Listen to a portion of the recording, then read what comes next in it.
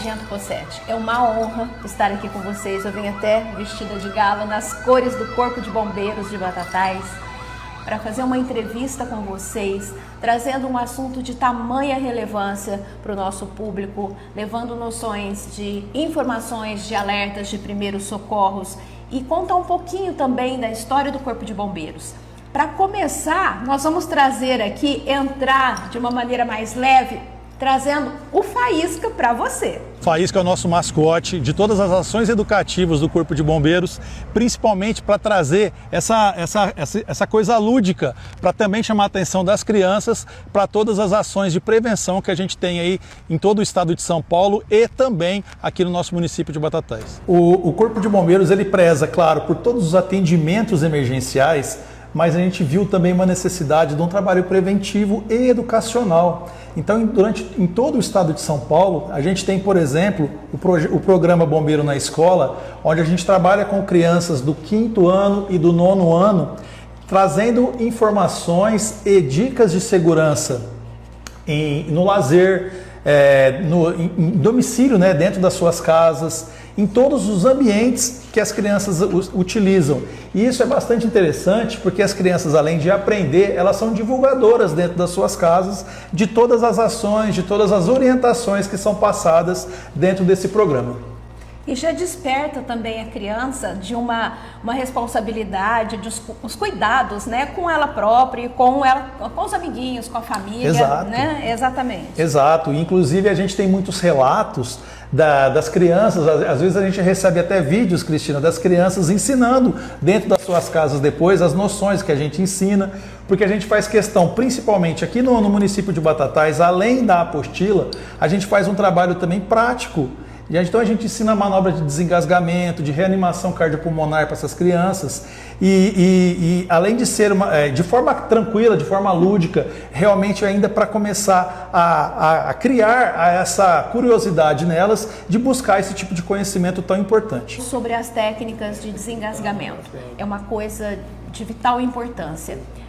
Fala um pouquinho a respeito de como proceder. O acionamento do serviço de emergência o mais rápido possível é essencial, né? Então, após detectado que seja um bebê recém-nascido, que via de regra vai estar engasgado com leite materno, ou, por exemplo, um idoso, como você disse, que normalmente se engasga com alimentação própria, assim que detectar essa pessoa engasgada, aciona o serviço de emergência o mais rápido possível. Então o telefone de emergência do Corpo de Bombeiros 193 ou o telefone do SAMU 192, mas é importante que antes de tomar alguma ação para ajudar aquela pessoa, seja acionado um serviço de emergências. E a partir daí, se a pessoa tem um treinamento prévio para fazer as manobras de desengasgo, é o ideal. E são manobras de fácil aprendizagem, que facilmente a pessoa consegue treinar e numa emergência vai conseguir ser útil e vai conseguir desengasgar aquela pessoa que na verdade pode evoluir até por uma parada cardiorrespiratória e se torna uma coisa extremamente grave. Então, ao se detectar que esse bebê está engasgado, o que se deve fazer? Não se esquecer de acionar o socorro antes de qualquer manobra, apoiar o bebê na sua mão dominante, na sua mão forte, com o dedo polegar e indicador, segurar aqui na altura do queixinho dele e trazer de bruços para o outro antebraço. Uma perninha para cada lado, trava aqui a perninha no seu tronco, cabeça sempre mais baixa. Eu me posiciono para evitar que eu caia com esse bebê e dou 5 tapas na altura aqui das costas desse bebê. 5 tapas de expulsão que a gente chama. Depois disso a gente vai voltar para a posição inicial. Trago novamente para o outro antebraço, cabeça continua mais baixa, uma perninha para cada lado, 2 dedos no centro do peito, uma massagem aqui como se fosse uma massagem cardíaca. Também 5 movimentos, verifico, voltou a respirar? Via de regra ela vai voltar chorando esse bebê. Voltou a respirar? Eu coloco em posição de recuperação, lateralizo aqui no colo e obrigatoriamente esse bebê precisa passar pelo serviço médico, tem que ser levado para o hospital. Via de regra, o Corpo de Bombeiros ele começou com o trabalho de resgate a acidentados ali com o início da década de 90, final da década de 80, que foi onde se instituiu o sistema de resgate a acidentados no estado de São Paulo. Então, lá no início, a ideia inicial era resgate a acidentados, então basicamente em acidentes de trânsito. Então o bombeiro ficou muito conhecido como o atendimento pré-hospitalar em acidentes de trânsito. Claro que com o desenrolar desse sistema, a gente passou também a atender acidentes, casos clínicos, que a gente chama, não é? Mas assim, para facilitar um pouco mais esse entendimento das pessoas, vamos falar via de regra. Casos clínicos, vamos acionar o SAMU primeiramente. Acidentes de trânsito, vamos acionar o 93. Não que um serviço não vá fazer o atendimento do outro, vamos dizer assim. Na verdade, a gente tenta ter e a gente tem um relacionamento das centrais de emergências muito bom.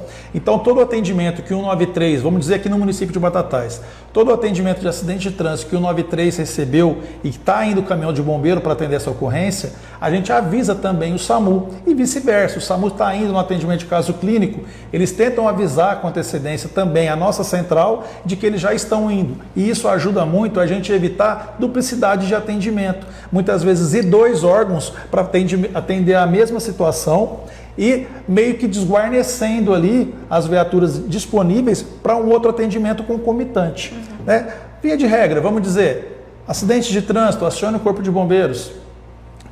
Em Batatais especificamente, como a gente não tem o serviço de transporte, automaticamente a gente também vai acionar o SAMU posteriormente para fazer esse transporte. Sargento, num acidente de trânsito, um motociclista, ele se acidentou, o motociclista caiu fora do veículo e bateu com a cabeça e ele está lá estirado no chão. As pessoas chegam e a primeira reação é tentar chegar ali e confortar ele da melhor maneira, mudar de posição ou tentar tirar da rua e colocar na calçada. Como proceder? Esse instinto de solidariedade das pessoas numa situação crítica como essa tende realmente muitas pessoas a querer fazer alguma coisa diretamente ali. Mas numa cena de acidente de trânsito existem várias ações que podem ajudar e vai colaborar para um bom atendimento. Por exemplo, a gente, claro, fazer o acionamento de imediato dos órgãos de segurança para atendimento daquela pessoa ferida. A gente pode fazer, por exemplo, o isolamento daquela área ali. De alguma forma, se a pessoa de alguma forma segura, consegue fazer sinalização do trânsito, evitando que ali outro acidente aconteça por conta daquela movimentação. Essa aglomeração excessiva de pessoas ao redor daquele acidentado pode prejudicar e pode piorar a situação dele. Então, uma sinalização bem feita, ajude a sinalizar o trânsito, acione de imediato. Agora, e principalmente quem não tem nenhuma noção de primeiros socorros especificamente, não é ideal, não deve mexer ali realmente, a menos que você tenha um treinamento prévio e saiba exatamente o que fazer. Uma outra questão, vocês chegam, o Corpo de Bombeiros chega sem o SAMU e é preciso de um atendimento médico. Existe alguma mudança, alguma modernidade nisso que chegou a melhorar esse atendimento? Com certeza. Com a implantação das unidades de suporte avançado móvel, o que é isso? São médicos e enfermeiros que tripulam as ambulâncias do SAMU, que também fazem esse atendimento em loco, lá no pré-hospitalar que a gente chama. Então, esse trabalho em conjunto do Corpo de Bombeiros, com todo o trabalho, com toda a experiência já de atendimento pré-hospitalar, mais esse apoio do suporte avançado de vida que a gente chama, que é o suporte médico, ele trouxe para aquele paciente, para aquele acidentado, uma chance muito maior de sobrevida em situações graves, de suporte para uma imobilização um pouco mais precisa, porque o médico ele tem condições de fazer intervenções naquele paciente, naquele acidentado, que o Corpo de Bombeiros, por exemplo, não tem. A gente vai trabalhar essencialmente em imobilização, por exemplo, de uma fratura, o início de um RCP precoce.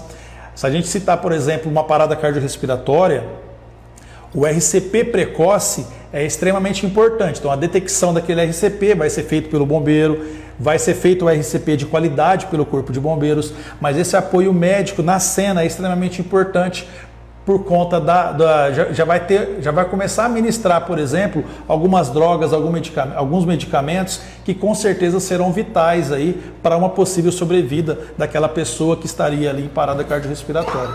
E já é um trabalho de excelência, a gente sabe disso.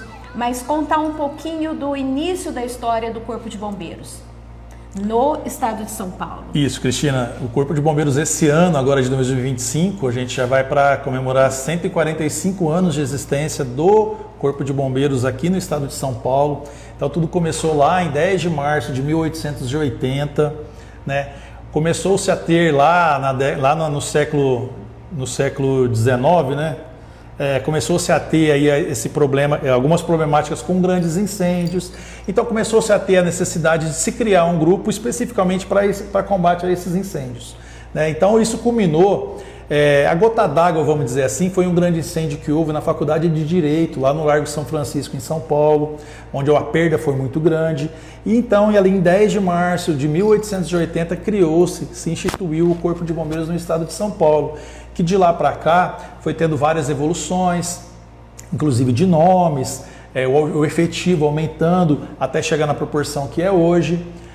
Então vários fatos foram acontecendo nessa evolução.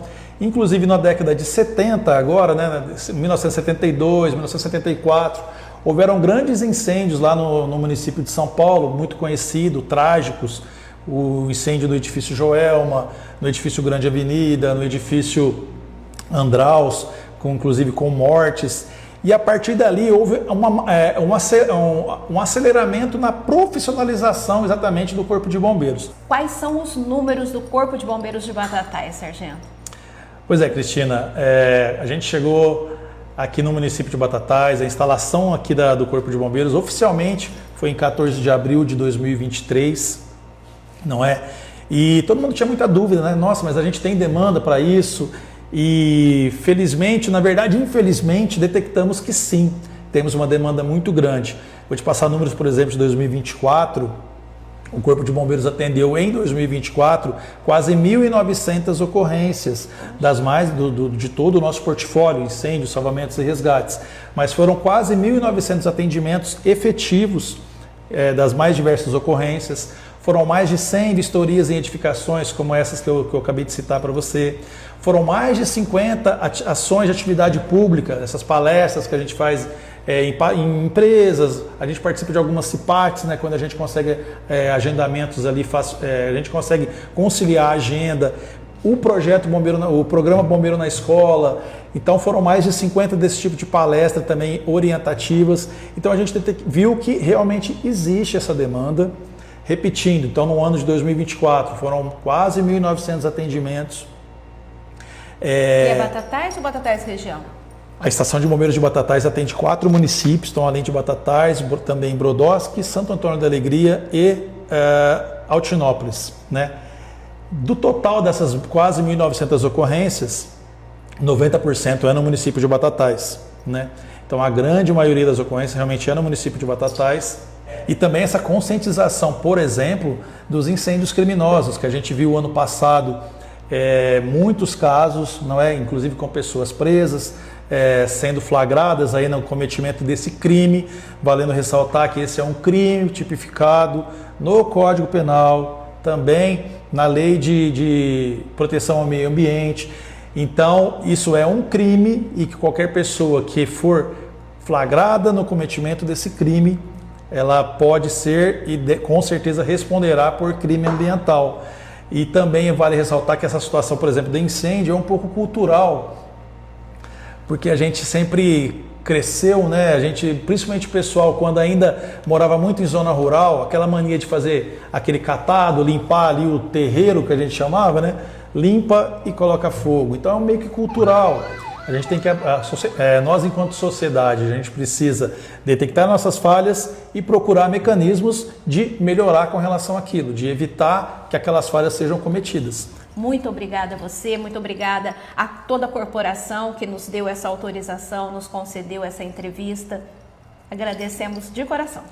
É sempre um prazer estar falando com você, sempre um prazer estar atendendo a todos, tentando levar informações de qualidade para a nossa população, dicas de segurança para a nossa população, e contem sempre com o Corpo de Bombeiros em qualquer situação de emergências que se deparar. Acione o telefone de emergências 193, conte sempre com o Corpo de Bombeiros, Estamos à disposição 24 horas por dia, 7 dias da semana e os 365 dias do ano. Dá um positivo pro pessoal, pra galera aqui.